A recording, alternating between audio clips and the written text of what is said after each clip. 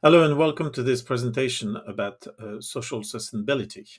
So typically when we talk about sustainability, we focus a lot on green product design, on cleaner production, reducing the environmental impact of production process. And today we're looking at the other dimension, which is the social side of things. So as an example of when do we get really concerned about the social sustainability of industrial processes, you've got the Rana Plaza disaster that took place in 2013, and that's a picture of the aftermath of the collapse of the building. So Rana Plaza was basically initially built as a commercial center in Dhaka, the capital in Bangladesh. It was the site used to be a landfill that originally contained a piece of water. So the landfill was filled in, sealed, and then a commercial center was built on it. It was 3 stories.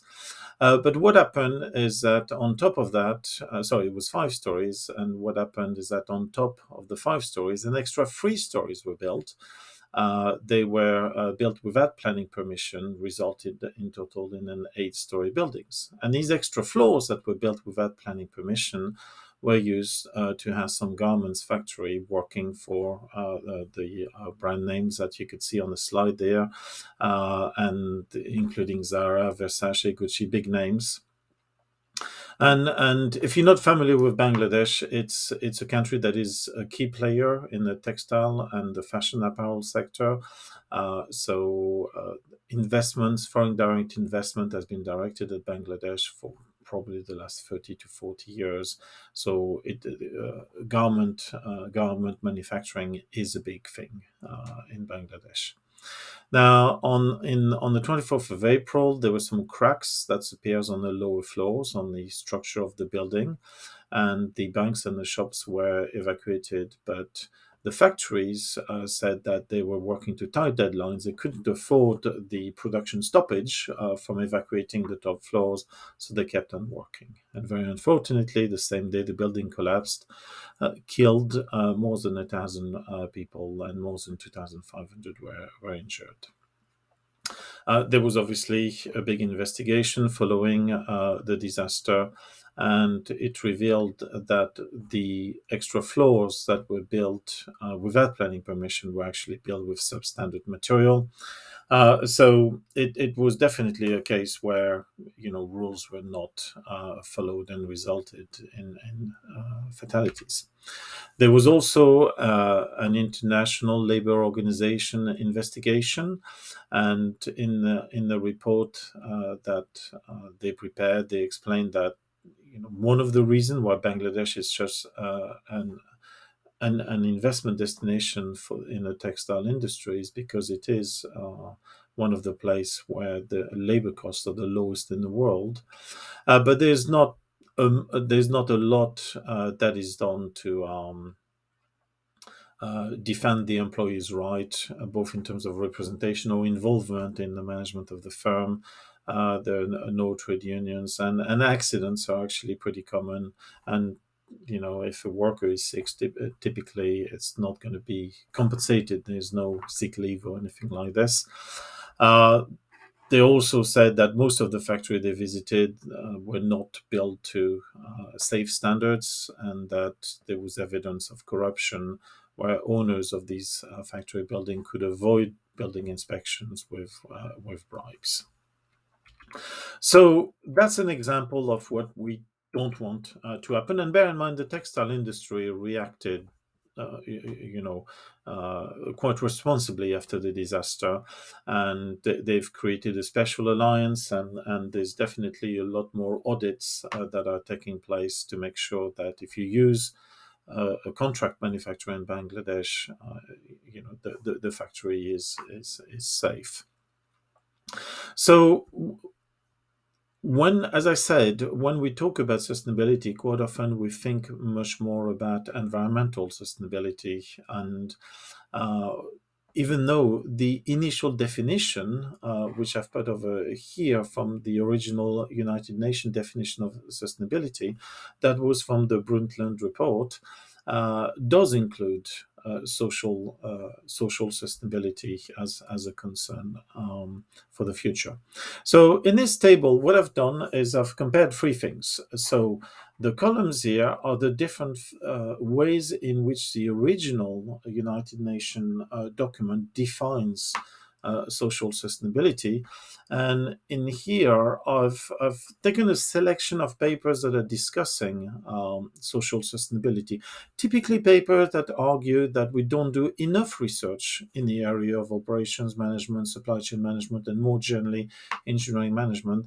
These papers argue that we don't pay enough attention to social sustainability, and that we should do more research about that. And so I'm putting a double tick when there is a good match between the two, and I'm leaving the cell blank if I think that something from the original definition is not being covered. Let me first cover what the initial definition from the United Nations report talks about when it discusses social sustainability. The first thing is peace, security, and social justice, and generally equity. It's a fair. We live in a fair society, and there's no risk of armed military conflict or of us having to put ourselves at risk, for example, to go to work or when we work, or anything like this. The second dimension is quality of life. So we're obviously concerned with poverty, and we want to eradicate poverty. We don't want people to feel that they are living always on the edge of survival.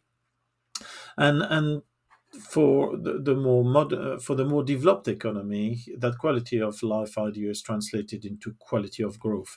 Yes, we want growth. Remember, it's called sustainable development. Development means growth. So we want growth, but we want quality growth. We don't want to grow to make things worse in some respect in terms of the quality of life that we're experiencing. And finally, they have an interesting third dimension that they discuss in the initial report, which is human settlement. They are concerned about the fact that many countries are experiencing large-scale migration away from rural areas into super urban centers. And the question is, are these urban centers becoming so big that they're becoming a bit unproductive? We spent a lot of time stuck in traffic, or there could be a lot of crime, which becomes difficult to manage because of the sheer size of the urban center we're looking at. Now, as you could see, it's not a perfect match. So my impression reading papers that position themselves as being about social sustainability and wanting to do more research about social sustainability, there are some things that match. For example, you see the paper says that we should be looking at human rights. Yeah, okay, human rights is definitely this idea of social justice and equity, so it sort of resonates with this. But some of the papers, talk about price transparencies, which things that have always been issues in supply chain, but don't necessarily really. Okay, there's a little idea about fairness there, so that's why I still give it a double tick. But we're not really looking at it from the same perspective. You could see here there's a real concern with society and how fair and pleasant society is, whereas here we're very much looking at the business side of it, and to some extent that's normal. Okay, there's a lot of research that I found that is being done about working condition, health and safety, and that again, okay, intersect with quality of life and with fairness in society. And but sometimes when I either watch presentation made by researchers that do research about social sustainability, focusing on health and safety or working conditions, I have the impression it is only research about working conditions. So let me explain that.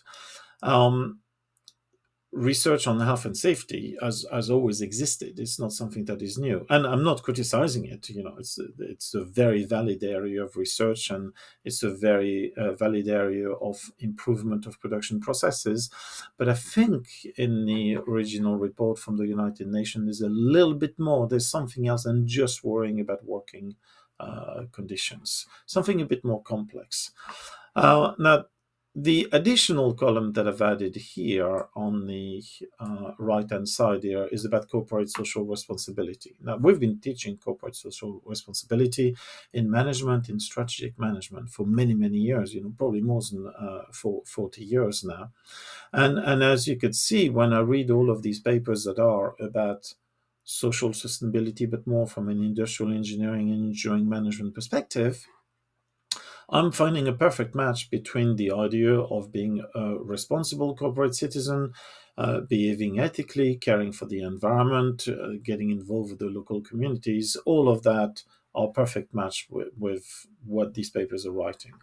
So my impression is that somehow uh, the research that's been done so far and the advice we give to companies about social sustainability is somewhat disconnected from the original United Nations definition, and that it's basically we're replicating something that we've been doing for many, many years, which is corporate social responsibility. And bear in mind, sustainability and corporate social responsibility obviously intersect. So it's not like we're doing something wrong. It's just we're staying. I would argue we're staying in a comfort zone, and we're not thinking about what are the real issues. So this is why I'm saying, uh, most of what is currently being written about social sustainability is it a little bit old wine in a new bottle. It used to be corporate social responsibility, and now we're giving it a new label. So that leads me to a number of questions, and these questions are: some papers say that it's not acceptable that we publish so much about environmental sustainability and so little about social sustainability.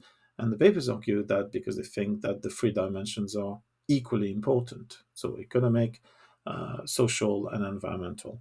Now, I I don't know why they should be equally important. I cannot I cannot think of a natural principle to derive this idea that I'm happy to accept that they are all important. Economic sustainability is as important. Well, I just said has. You see what I mean? They are all important, but if we have to start to rank them, well, then it becomes a bit strange. So I'm not convinced that we should rank them because they are connected issues. An impact on the economic sphere will have an impact on the society. And that's what I'm going to try to do in this presentation, to show you that I'm much more interested with the relationship between these categories rather than a ranking, which I think is dangerous to prepare, because I'm not quite sure we need a ranking. I don't think that's a problem we should be looking at. The second question is, if we look at only one of the dimension of social sustainability, so for example, working condition or health and safety, is it still research about sustainability? It's definitely research about health and safety, and as I said, it's very interesting research, and it's a good thing that's being done. But I don't think we are researching sustainability when we just do research about health and safety. So my argument is that when we talk about researching sustainability, we should be looking about when do we have a conflict between what is happening in one dimension and the social dimension. Where is there a trade-off? Really, something where we can't be good at both, and we are made to make a choice. Okay, so to try to explain that, what I've done in the next slide is to basically have a little classification of the different things that, for me, are sustainability trade-off. So let's start with the number five, trade-off number five, that I call an elementary sustainability trade-off. Okay, so the idea of number five is that I have an idea, for example, a new industrial process that is going to increase my economic performance. So the plus is a good thing. However, as a consequence of improving that industrial process, I'm going to have a negative impact on the environment. Okay.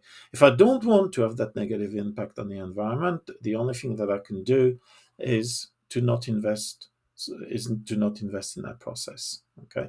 So, but the only way to improve my performance is by damaging the environment. Now, we recognize here, the typical definition of environmental sustainability, and that is why so many people are doing research, or so many companies are investing in cleaner production to try to overcome this trade-off. So the idea here is, because it's a trade-off, we are really looking at the relationship between the two dimensions. And for me, that is really a sustainability concern. How can we change that relationship? Now, I've added several categories here. So you've got the time trade-offs. So the idea is, I'm doing something today which is good for the current generation, but it's going to have a negative impact consequences in 20 or 50 years from now. So this is back to the original definition from the United Nations, that sustainable development is about satisfying the needs of the present without endangering the need of the future. So it's a time trade-off, because it's a trade-off between present performance and future performance. I've also added sustainability sacrifices, which are basically the inverse relationship than an elementary trade-off. And so let's look at the opposite of number 5. So that's going to be number 11. So number 11 would be a sacrifice, in a sense that I'm fully aware I'm doing something that's going to damage the environment, and I'm doing it because it's going to increase economic performance. It's only a notion of polarity between the two. As in, I'm doing it knowingly, which obviously is not what we want to do.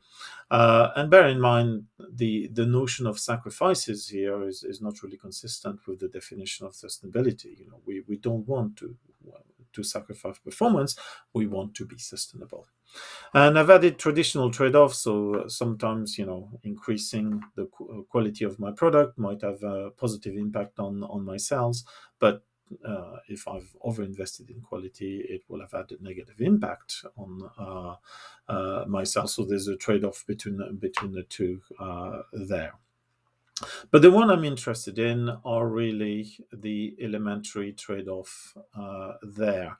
And so my answer to my previous question, when do I know that I'm really looking at a social sustainability problem? I'm really looking at a social sustainability problem when the social dimension appears in one of these trade-offs. For example, here, number 7 would be an example of a new social practice, a fashion, something we like to do, and that something we like to do has a very negative impact on the environment.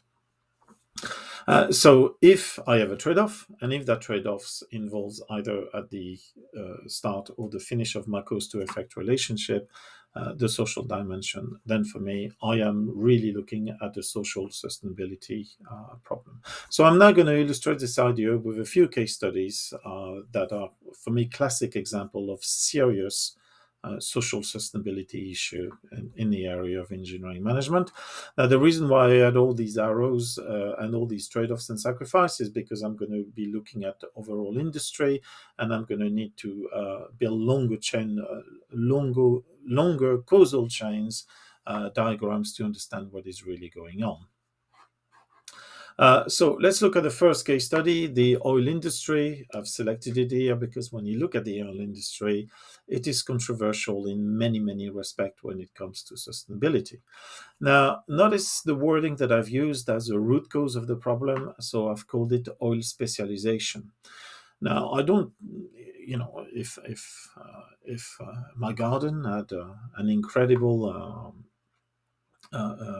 reserve of crude oil, and I could become very rich by extracting it, I think I would probably do that. And in a way, extracting oil is, for me, is not really the root cause of the problem. The root cause of the problem is how much we depend on it, how much our economies have specialized around oil. It is everywhere I look. It is in the polymer that was used to make my keyboard. It's in my windsurf board. I need to put diesel or petrol in my car. So everywhere I look, food packaging, sometimes even medicines or textile products contain oil derivatives. So imagine we were to stop using crude oil completely. from this instant on, we will go through a serious economic crisis because we are very dependent. So I call it old specialization because it's almost like in society we've decided to specialize on the exploitation of crude oil. Now, bear in mind, for some people, this is very good news. That's why I've put Eco Plus here.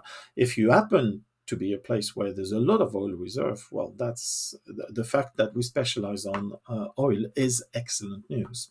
However, you could see my first social trade-off here, which is that unevenness of resources, the fact that oil-rich countries have a bargaining power, kind of advantage over oil-poor countries, uh, creates geopolitical tension. And we all know that there are many controversies about the social justice of depending on oil.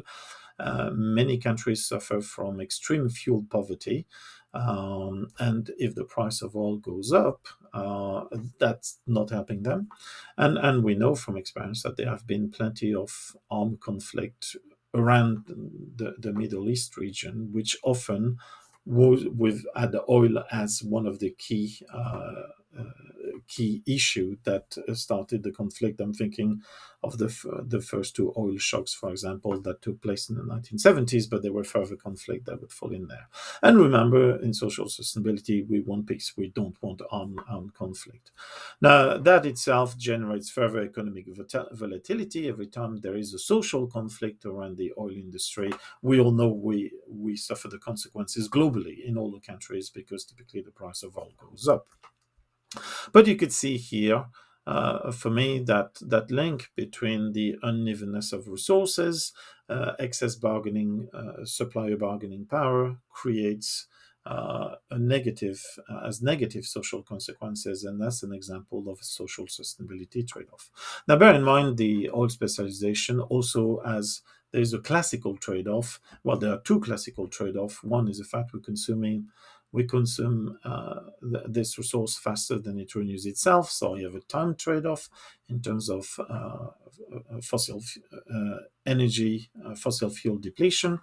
And then I have also all of the environmental impact, air pollution, the impact of health, and the impact that CO2 emissions have on climate change, meaning a classical eco plus environmental minus kind of trade-off. So basically, it shows you that the oil industry, from a sustainability perspective, is controversial, and that it includes an issue of social sustainability. Now, the reason I've worded this as oil specialization is because after having drawn that diagram, to me, the solution is sort of speaks for itself. Basically, we have to reduce oil specialization. I know it's impractical to imagine we could do it overnight, but basically, it's really important looking to the future that we have a more diversified portfolio of sources of energy, sources of raw material that we can find, and definitely, in the area of sustainability and green product design, there are a lot of effort that are being made in terms of reducing oil specialization. On to my second case study, which is the incredible economic growth that was experienced by the city of Ciudad Juarez in Mexico. This is where it is on the map. It's just opposite from the city of El Paso in Texas, and the border is basically the Rio Grande, and there are a number of bridges that you can cross. Now, back in the 1980s, Mexico, Canada, and the United States signed NAFTA, the North American Free Trade Agreement. So it became very interesting to invest for typically US manufacturer or even Canadian manufacturer to locate factories in Mexico. Now, technically, these factories could have been located anywhere in Mexico, but obviously the one next to El Paso was one of the easiest destination to get to, good motorways, good infrastructure to get there, and why add transportation cost? So basically, there was a point in time where everybody was investing to build factory in Ciudad Juarez. And bear in mind that at this stage, Juarez was celebrated as an example of economic growth. So in terms of the economic performance dimension of the triple bottom line, back in the late 80s and 1990s, Juarez was really presented as the hot place to invest in and as a success story, basically. Now, a little bit down the line, fast forward about 10 years, and basically, whereas was famous as, and it is not the case any longer, but for a few years, it was a city with the highest level of crime in the world. It was very dangerous to work and to live there, and one of the very disturbing aspect of that time in history of the city was female genocide, and there were uh, 370 women that were killed between 1993 and 2005. If I remember properly, there were a lot more that were reported as having disappeared and were never found. I think another 400. And it was unusual in that it apparently was, so it was a female genocide, where you had abduction, torture, rape, but also apparently it targeted a certain age bracket and a certain look. So there was almost like, a victim look. So if you were taller, smaller, you would not be targeted. So a very, very strange thing. I have to stress that officially most of these murders are unsolved.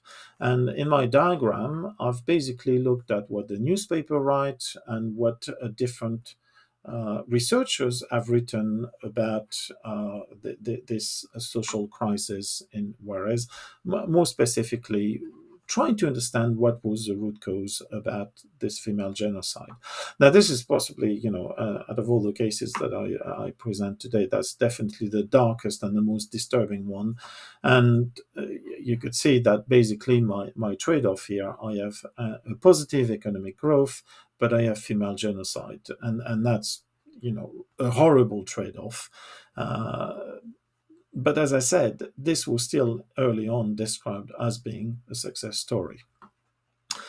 So if you read mostly the newspapers, what happened with NAFTA when people invested in all these factories? They even created a word to describe these factories. So they call maquiladoras. So it means a factory in Mexico that is only producing goods that are going to be sold, for example, in the US. So they're not producing for the Mexican market. And there are a lot of them. There were so many of them, and there was such a need for transportation between the US and Mexico on the border that they even built a dedicated bridge that was only for cargo trucks, basically, not for your regular border crossing. It was only commercial freight that could go on that bridge.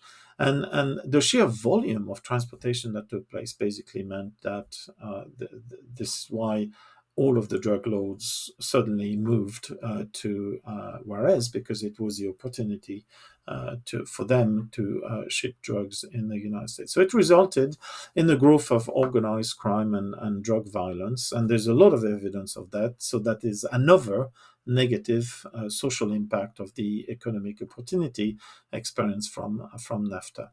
There is also a lot written that apparently very little was being done during these years to solve the problem, to investigate the murders, because it was believed that the entire criminal justice system was corrupt. So if you look around on the internet and do searches about that period of time in Juarez, you will find a lot of articles that argue that this is what goes. So basically, the drug lords are the one that perpetrated these murders.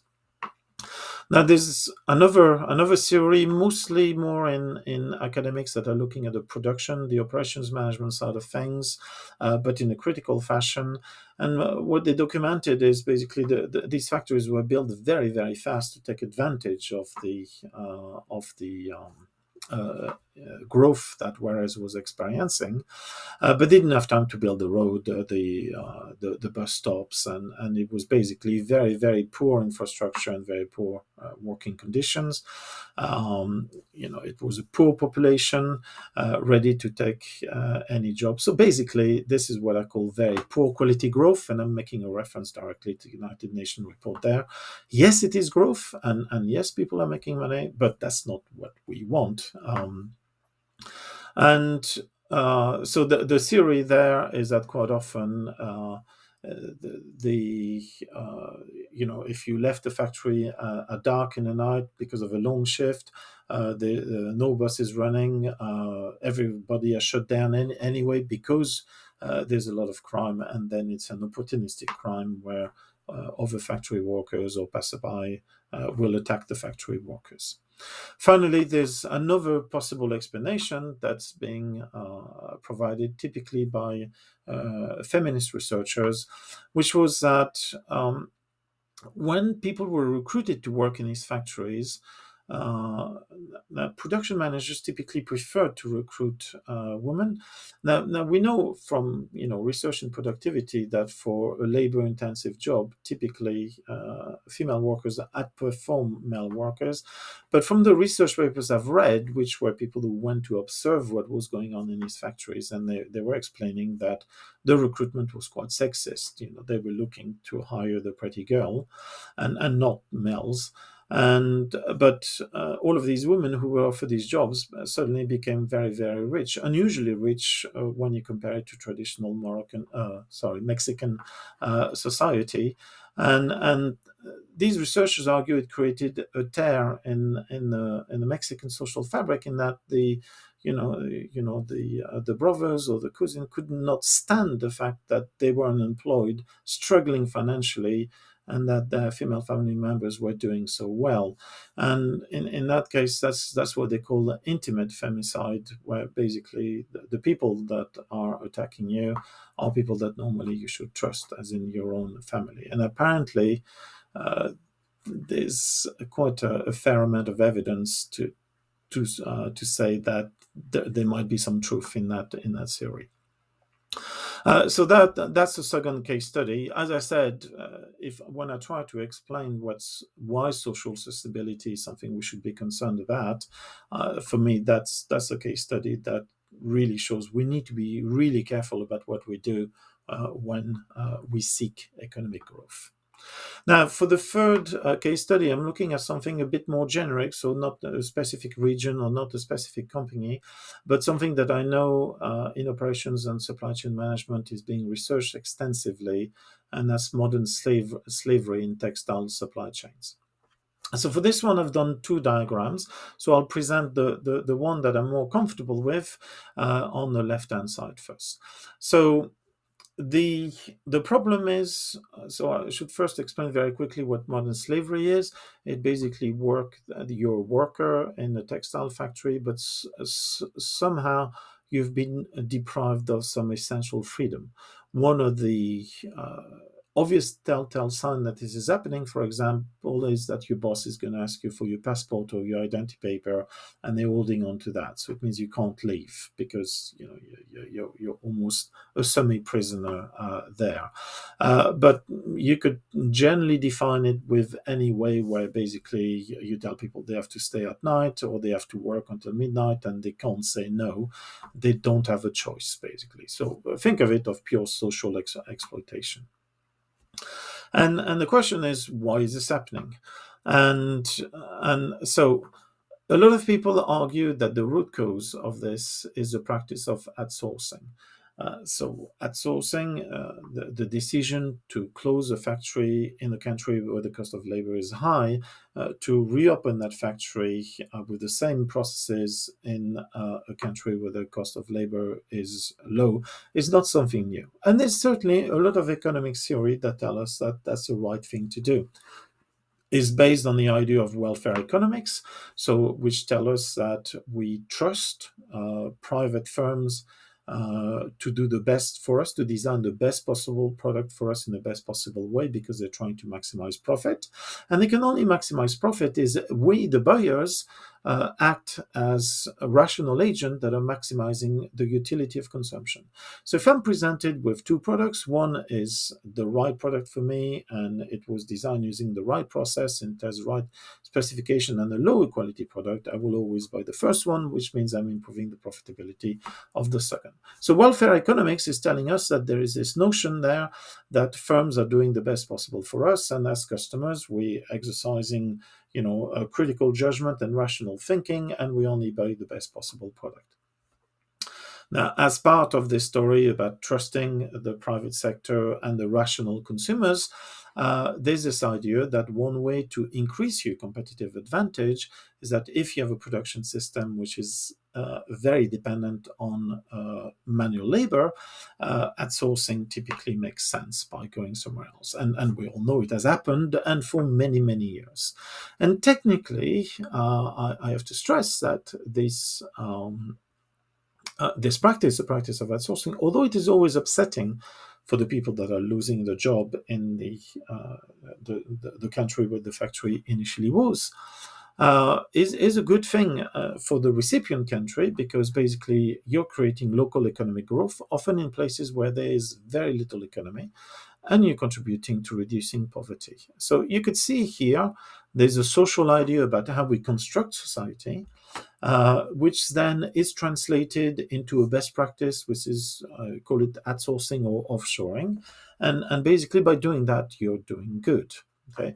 However, this is why I've drawn. This is a theory. I've drawn my line of reality there. In practice, people have documented the fact that sometimes working conditions are terrible, and that actually there are instances of modern slavery in textile factory. Now, what are the root cause for me? Now, I've put a little dotted line here, which says things are not going through. Things are not working as intended. Why is that taking place? Well, one reason is actually linked to this thing that a low labor cost country is a country where there's going to be extreme poverty. And extreme poverty means that the workers are not don't have any bargaining power, and they will take any job, anything to get out of poverty. So in a way, poverty is a problem. Now, bear in mind, we're trying to reduce it, and so there's a bit of a catch-22 here. That's probably what my little dotted arrow should be taken at as a catch-22. So poverty is one reason why workers are willingly going to accept that. Now, the other reason is weak local institution. There's a little bit like the report of the International Labour Organization after the Rana Plaza disaster. There's no representation of workers. There's no holidays. There's really not much to defend their rights, which means that you could get away with it. And I've also added here, bear in mind, in modern slavery, there's somebody who becomes the modern slave owner. So I've called this the dark side of the entrepreneur. There are people who are willing to treat their employees like that. But you could see, in my view, the problem is in that specific location, and is disconnected from the goodwill thinking that is taking place in the countries that are investing into offshoring. Now, I go to a lot of conferences in operations and supply chain management, and many people. I've met many researchers. They do a grand job of researching modern slavery. It's not easy because I understand, well, they need translators. Quite often, workers have been briefed to lie to them. Yeah, so you have to ask a question in a way that if somebody they're afraid of disclosing that they're not happy with their working conditions.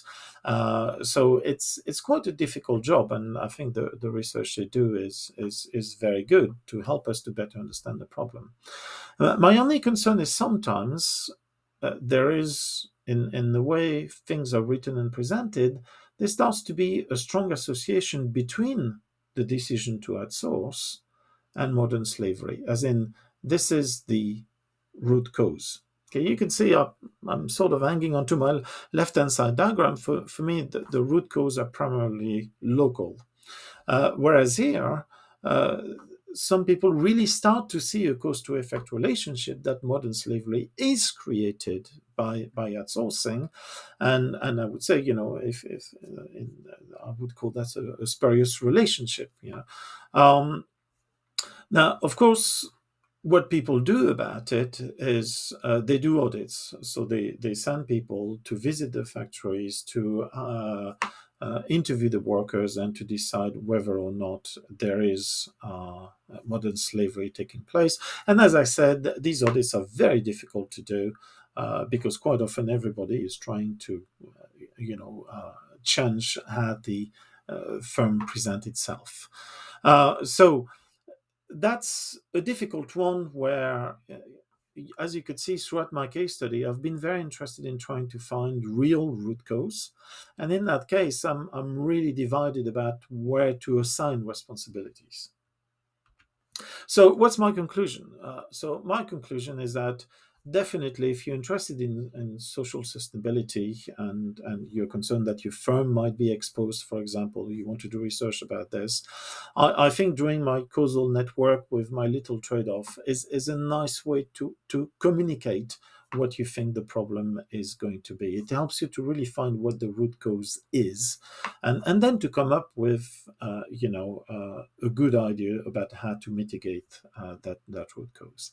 Now, my other conclusion is, having done this piece of work, I could see that there is actually a difference between environmental and social sustainability that we typically do not acknowledge.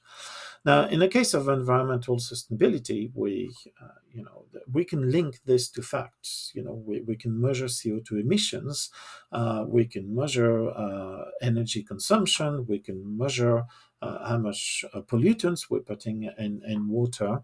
And this is the domain of LCA analysis and environmental science. So there's something tangible and objective. Now, as I'm saying this, I'm fully aware that, LCA analysis itself can be criticized because it's difficult to find data, and we have to make so much assumptions and so much uh, uh, estimations in the process that the numbers we use might not be truly representative, but it's better than nothing because we've got something tangible, and there is something real that is happening.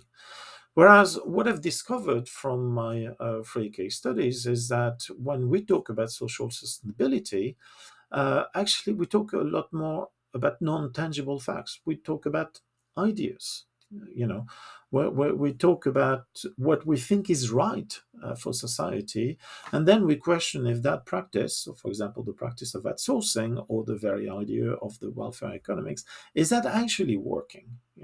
And from a production standpoint or from an engineering management standpoint, we're typically quite far away from the shaping of these social idea. Economists are directly, people in social sciences, anthropologists, politicians. All of these people, yeah, they do a lot to shape this idea, to manage popular thinking about specific issues, whereas engineers are. It's much easier for us to take a position about is a process polluting or not than it is over answering a question about whether an industrial system is having a very negative impact on society. And I'm concerned about sometimes there's a risk of seeing imaginary cause to effect relationship. We draw a conclusion because it's the easiest conclusion to draw when actually using my little diagram, I'm going back all the way to the root cause, and then we're asking big questions that could be very difficult to answer. And my second thing is, thinking about this, how much can we achieve?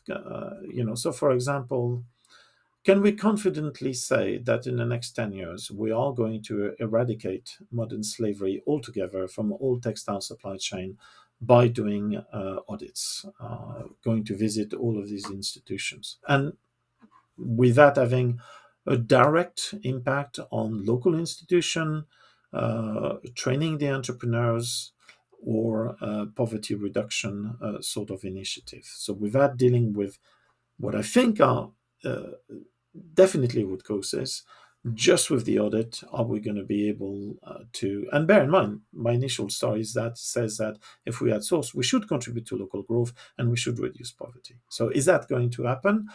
Or do we need to act as well on the local causes? But in this case, we're acting onto local institution, local entrepreneurs. That's going a bit beyond typically the scope of my industrial system. Okay, that's it for this presentation. Thank you very much for listening.